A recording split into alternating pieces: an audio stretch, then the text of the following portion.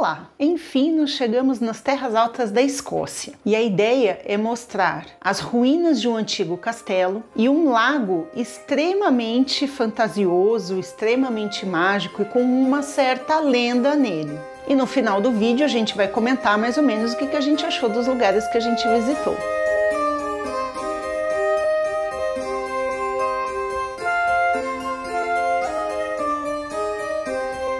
Oi, eu sou a Ethel, eu e o Marcos temos esse canal para a gente poder apresentar alguns passeios e algumas viagens que a gente faz. Como já comentamos, nesse vídeo a gente vai seguir a nossa jornada por alguns lugares das terras altas da Escócia, as famosas Highlands. Nossa viagem começou em Edimburgo, mas não paramos por aí. De Edimburgo alugamos um carro e subimos para o norte da Escócia. Uma terra fascinante, repleta de lendas, magia, histórias e antigos costumes. Por isso, bem-vindos às terras altas da Escócia, as terras dos meus sonhos.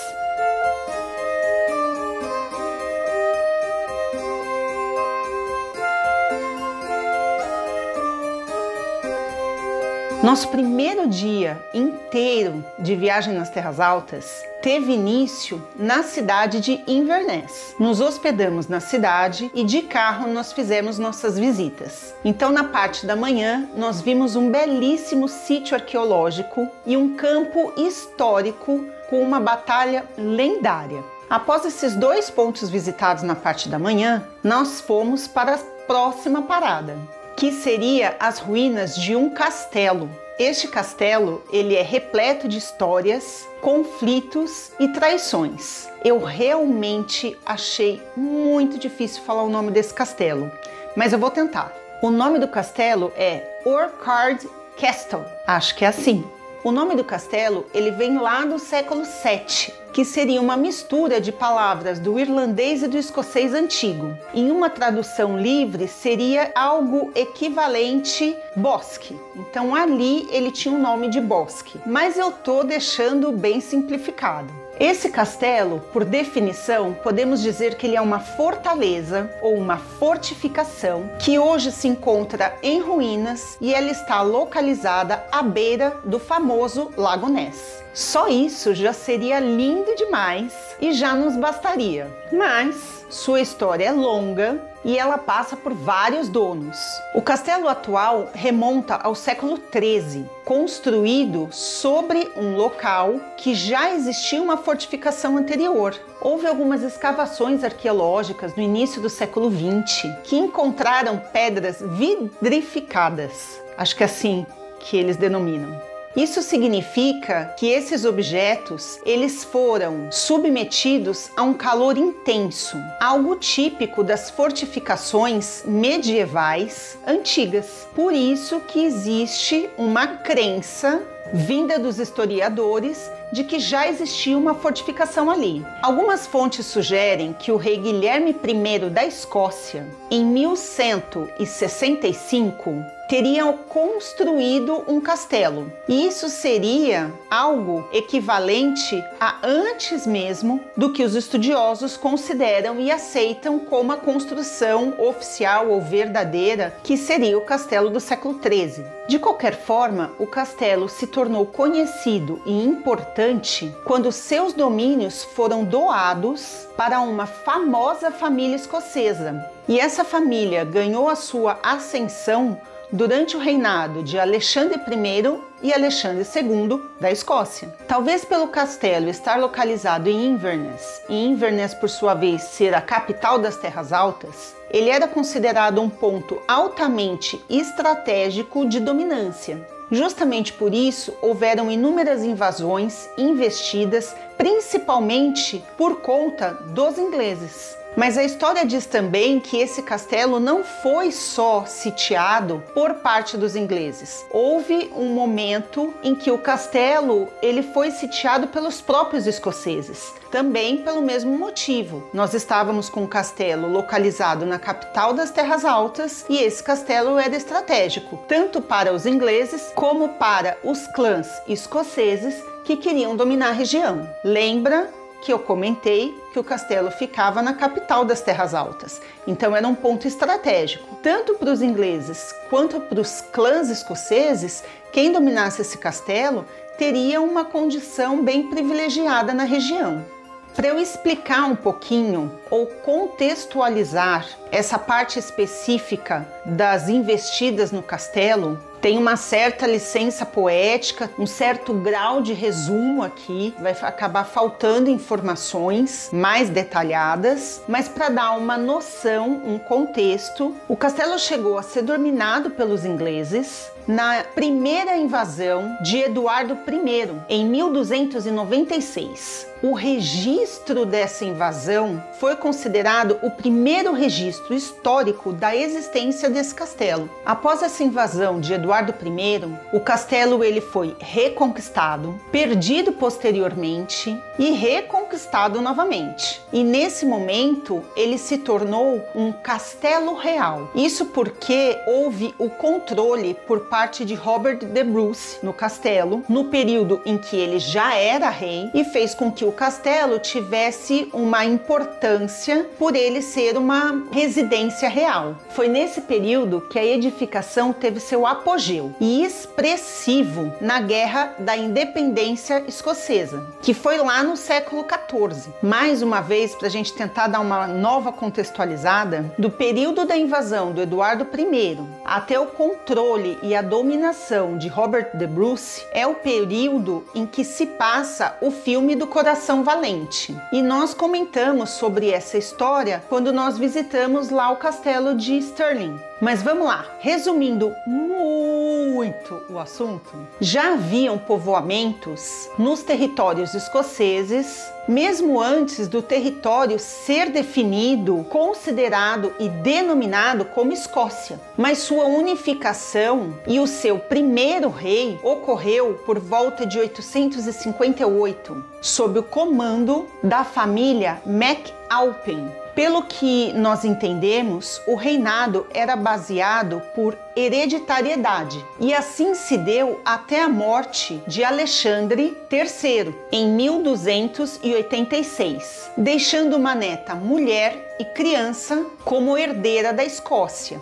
Mas ela também não sobreviveu e o reino fica sem herdeiros efetivos. A história é complexa e por conta disso não vai dar para explicar com detalhes. Mas enquanto a Escócia debate entre os prováveis sucessores do trono, a Inglaterra, pelo comando do rei Eduardo I, vê uma oportunidade de conquistar e de dominar a região escocesa.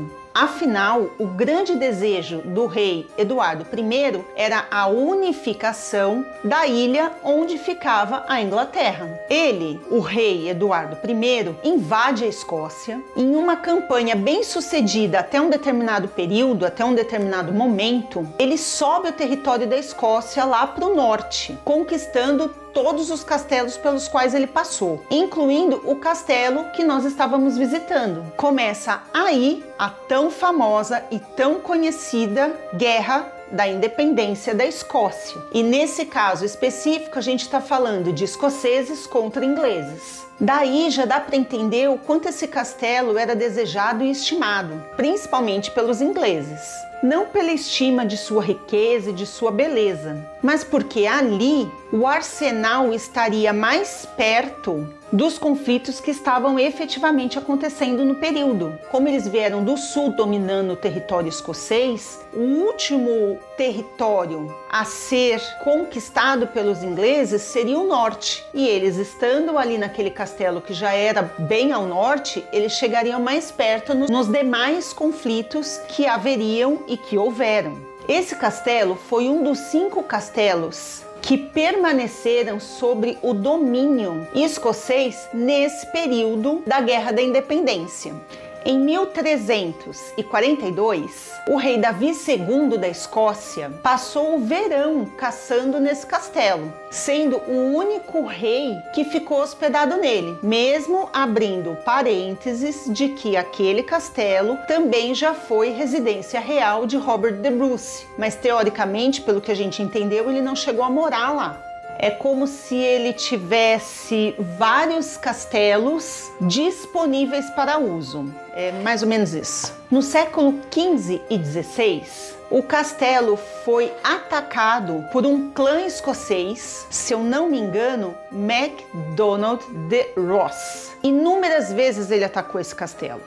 Dentre tantos outros clãs das Terras Altas. Era um clã poderoso, governante de um reino semi-independente no oeste da Escócia, mas não durou muito tempo e logo ele acabou perdendo novamente. Em 1509, o rei Jaime IV da Escócia concedeu o castelo a um outro clã, o clã Grant, acho que é isso, com a condição de que esse clã preparasse, restaurasse, reestruturasse o castelo e ainda assim, mesmo sendo um presente do rei, o clã MacDonald de Ross continuou as investidas e os conflitos, as batalhas para dominar esse castelo. Em 1644, um grupo de presbiterianos que lutavam pelo seu estabelecimento na sociedade invadiram o castelo. Mas a intenção deles não era dominar o castelo e se manter no castelo, eles só queriam saquear. Eles expulsam todo e qualquer católico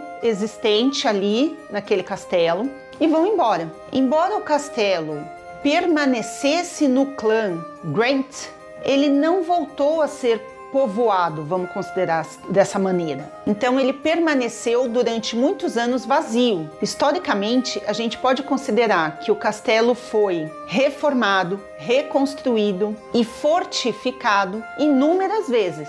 E com o decorrer do tempo, se tornou um dos maiores castelos da Escócia em termos de área. Mas séculos seguintes, ele voltou a ser abandonado. Com o rei Jaime VII da Escócia deposto em 1688 e o novo rei Guilherme de Orange da Inglaterra no poder tanto escocês quanto inglês, lentamente começou a surgir e a criar a movimentação e a Revolução Jacobita, que tinha como objetivo a retomada do trono escocês para um rei com sangue escocês também. Contamos essa história no vídeo anterior que nós falamos sobre a Batalha de Culloden. Lembra que o castelo, praticamente em seu final, ele se manteve na dominação do clã Grant, um clã escocês? Pois é, lembra que ele ganhou esse castelo por ordem de um rei escocês? Pois bem, esse clã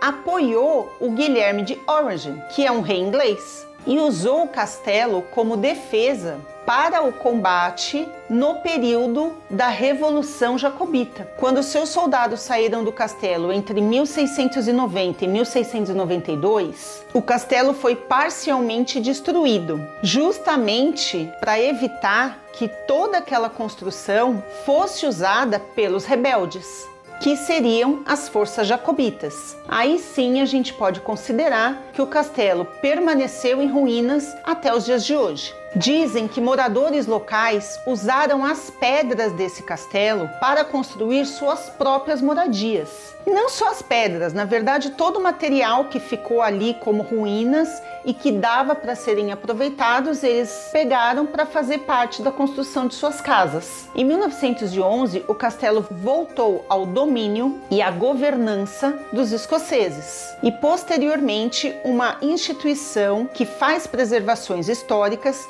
manteve essa administração. Hoje o espaço é aberto ao público para visitação.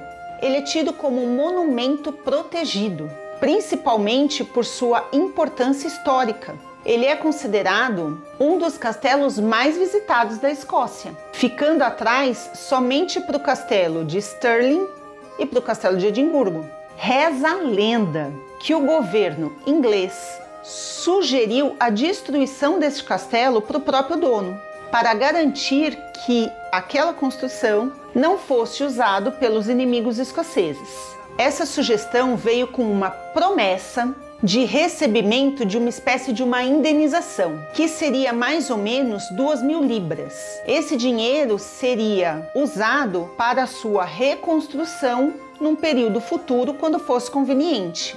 Há quem diga que essa indenização nunca foi recebida pelos seus donos. Isso porque o castelo nunca foi reconstruído. Mas há quem diga também que o clã recebeu sim esse dinheiro e simplesmente optou por não fazer a reconstrução. Enfim, não se sabe o que verdadeiramente aconteceu e isso ficou para a história. O castelo é situado às margens do Lago Ness. A divisão do castelo é basicamente feita por duas áreas distintas.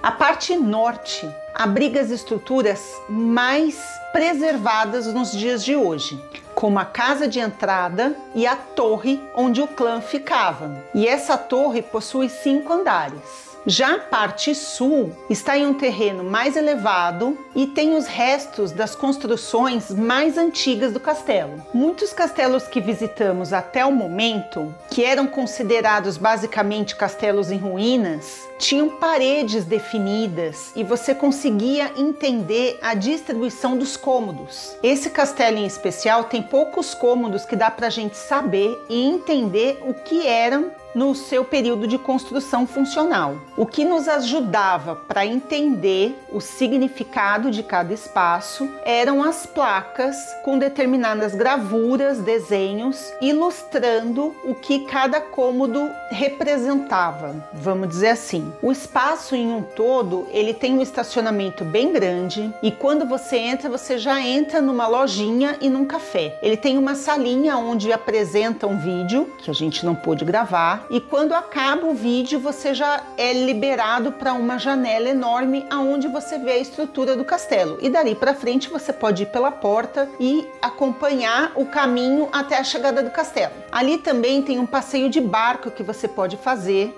mas o ingresso do barco é comprado separado. O passeio de barco parece que demora mais ou menos uns 40 minutos, mas a gente optou por não fazer porque a gente queria ir em um outro ponto do lago e aquele para nós era realmente só a gente conseguir ver o castelo em si. Então a gente acabou optando por não fazer o passeio de barco. Particularmente eu, quando saí do Brasil, saí com a história na cabeça do Lago Ness.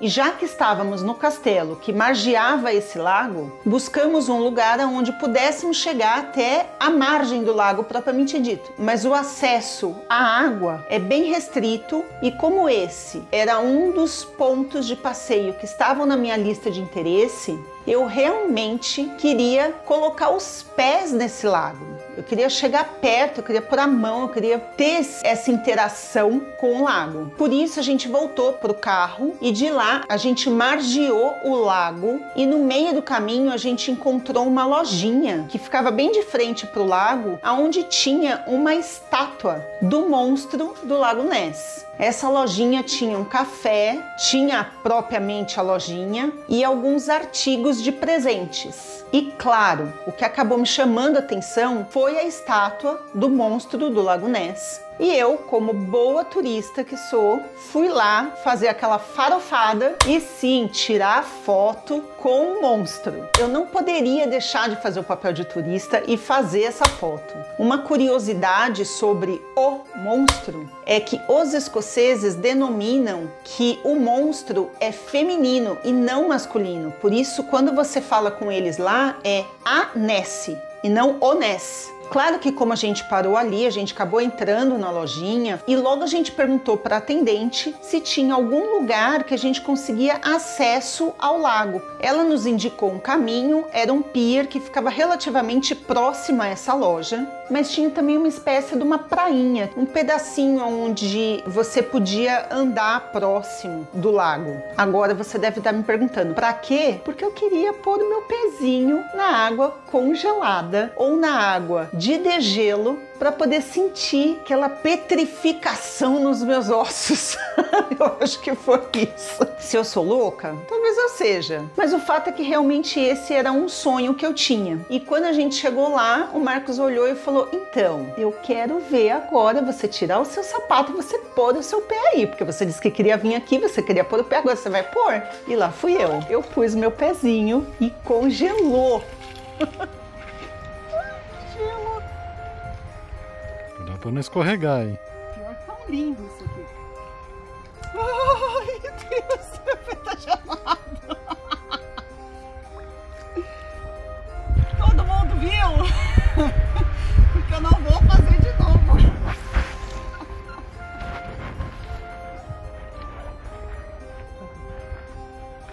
Ai, que gelo!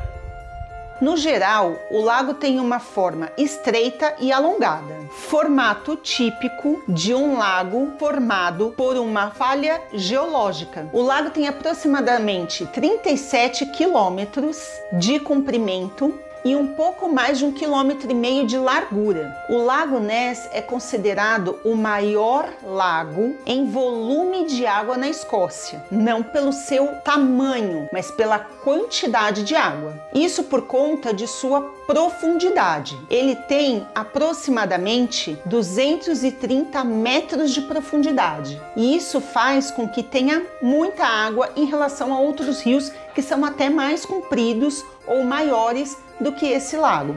Reza a lenda que o Lago Ness tem mais água doce do que todos os outros lagos da Inglaterra e do país de Gales juntos. A água é escura por sua profundidade e por conta da grande quantidade de resíduos de folhagem que tem no fundo do lago. Mas ainda assim, quando você olha ele na margem, a água é extremamente cristalina. Então esse lago, ele é considerado como um dos lagos mais importantes do país, pela sua grandeza, mas também porque ele é conhecido por conta da lenda que existe em suas águas. Dizem que o lago abriga um monstro em suas profundezas. E dizem que esse monstro é um monstro pré-histórico, que muitos consideraram que é um animal extinto, um monstro chamado Ness. Agora, você sabe a história do monstro do Lago Ness? Dizem que o monstro é uma espécie de ser aquático, aparentemente um réptil marinho gigante, possivelmente um animal parente de um dinossauro extinto. Algumas pessoas alegam ter visto esse monstro nesse lago. Os primeiros testemunhos sobre essa aparição foi descrita numa obra literária de um missionário irlandês por volta de 565 d.C., que viveu ali na Escócia. Diz a obra literária que um picto foi salvo de um monstro enquanto ele nadava naquele lago. Aparentemente, ele, o missionário que fez o relato, espantou o monstro que perseguia o picto com o poder da sua voz. Mas ele alega também já ter matado um javali com o mesmo poder da voz. Então meio que ele entra num descrédito, a população acredita, mas outros olham e tiram ele meio como louco. E com isso, meio que esse monstro caiu por terra e sua credibilidade também. O primeiro relato de avistamento oficial desse monstro, considerado um relato mais recente, foi em 1880, por um mergulhador profissional que estava mergulhando no lago para fazer uma espécie de um laudo por conta de um barco, de uma embarcação que havia afundado ali no local, ali no lago. Esse nadador relata que uma enorme e estranha criatura, parecido com um réptil gigante, estava deitada sobre uma rocha próximo do barco, que estava afundado. O mergulhador submergiu sem nenhuma prova contundente. O fato é que ele nunca mais fez nenhum tipo de mergulho naquele lago. Ele se recusou a fazer qualquer outro tipo de mergulho ali. Em 1923, veio um novo relato. Dessa vez, um homem que eu vou me atrever a falar o nome, mas eu jamais vou me atrever a falar o sobrenome dele. É Alfred. Então, desta vez, o senhor Alfred disse ter avistado essa criatura e comentou que a criatura tinha aproximadamente 3 metros de comprimento. Ele não deu nenhum outro tipo de detalhe. Em 1933, um casal que estava hospedado às margens do lago caminhava por uma de suas praias, alegaram ter visto um monstro dentro do lago. E eles comentaram que o monstro fazia aparição na superfície muito similar a um golfinho, só que em tamanho muito maior. O fato é que essas histórias foram chamando muita atenção. O frenesi foi tanto e o circo se armou de uma forma tão grande ali na região por conta desse excesso de aparições, que houve uma oferta de 20 mil libras para quem trouxesse algum tipo de registro que comprovasse a existência de tal monstro. Essa pseudo-prova ocorreu em 1934, que é a tão famosa fotografia do monstro nadando no lago. Essa foto circulou por muitos jornais por todo o mundo e ela foi considerada como uma fotografia tirada por um cirurgião chamado Sr.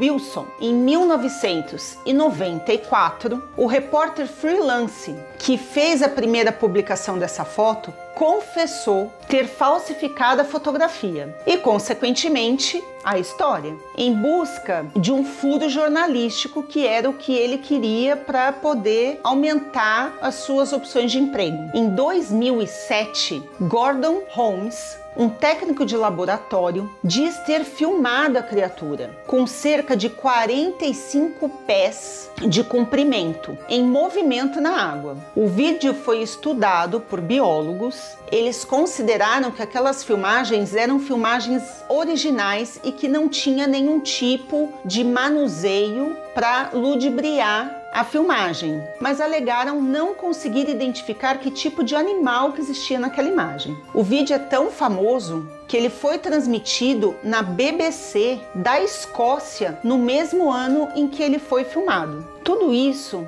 nos leva a afirmar que a sua existência não é comprovada. Mas, real ou imaginário, o monstro do Lago Ness faz parte do imaginário popular e cultural da população escocesa, atraindo principalmente a esse lago inúmeros curiosos em busca da oportunidade da comprovação da existência desse monstro. Afinal de contas, aquela oferta de 20 mil libras em caso de comprovação da existência dessa espécie, ela existe até os dias de hoje, alimentando ainda mais o mito e a crendice na região. Uma curiosidade, em 2016, um drone de alta tecnologia percorreu o lago em busca do monstro do Lago Ness. E esse drone fez registros de um monstro com quase 9 metros de comprimento. Só que quando foram estudar melhor o caso, o que eles encontraram embaixo da água foi a réplica de uma Ness. Essa réplica havia sido construída e utilizada na gravação de um filme de 1970. E quando o filme acabou, eles foram tentar tirar a estátua do lago e eles tiraram suas boias. E a estátua afundou, acabou não chegando até a margem e ela afundou. Loucura! Agora, conforme prometido, o que achamos dos dois passeios? Eu gostei muito do castelo, principalmente quando a gente começou a ter acesso e conhecimento de toda a história, todos os conflitos que houveram ali. Saber que o castelo foi destruído pelo próprio dono é algo surreal na minha imaginação. Ainda assim, ver as ruínas do castelo na beira de um lago foi muito poético para mim. Agora, quanto ao lago, eu adorei principalmente porque foi a realização de um sonho pessoal.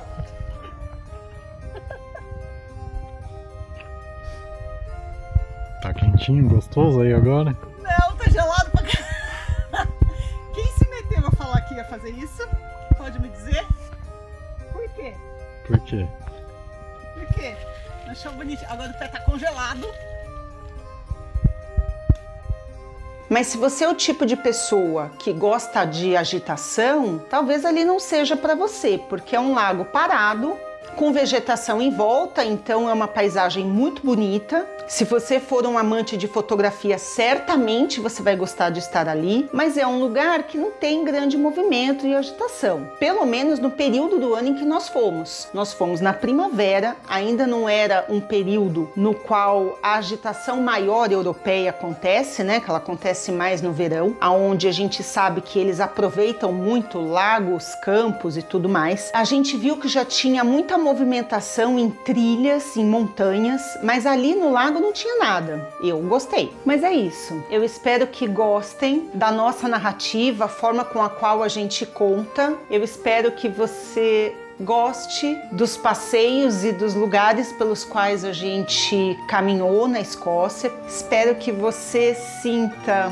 o mesmo êxtase que nós sentimos quando estivemos lá. Cada momento foi representativo por uma situação diferente e foi uma delícia, porque sem dúvida foi a viagem dos sonhos. Pronto, tá gravando e pela USB. Perdi as contas dos tempos, você escolhe qual que você quer. Também não sei mais, acho que o último era 6 ou 7. Acho que agora tá no 7 ou 8º. Você escolhe a numeração. Ok. Eu não sei muito bem explicar o porquê que isso começou, mas acho que foi enquanto ainda estávamos no Brasil. Eu comentei que eu queria chegar próximo ao lago, que eu queria poder pôr a mão no lago, enfim, qualquer coisa assim. E o Marcos me comentou, você sabe que aquilo é uma água de desgelo, né? Aquilo lá vai estar congelante, vai ser uma água estupidamente gelada, você não vai aguentar ficar com o pé lá. E quando eu respondi para ele, eu não sei, foi um comentário assim muito no ímpeto, sem pensar. Eu só virei para ele e falei assim, não importa. Então eu não me importo que a água esteja gelada, desde que eu possa colocar o meu pé naquela água. Foi uma frase ilustrativa, foi uma frase de brincadeira. E quando a gente chegou lá, o Marcos olhou e falou, então, eu quero ver agora você tirar o seu sapato, você pôr o seu pé aí, porque você disse que queria vir aqui, você queria pôr o pé, agora você vai pôr? E lá fui eu. Eu pus meu pezinho e congelou.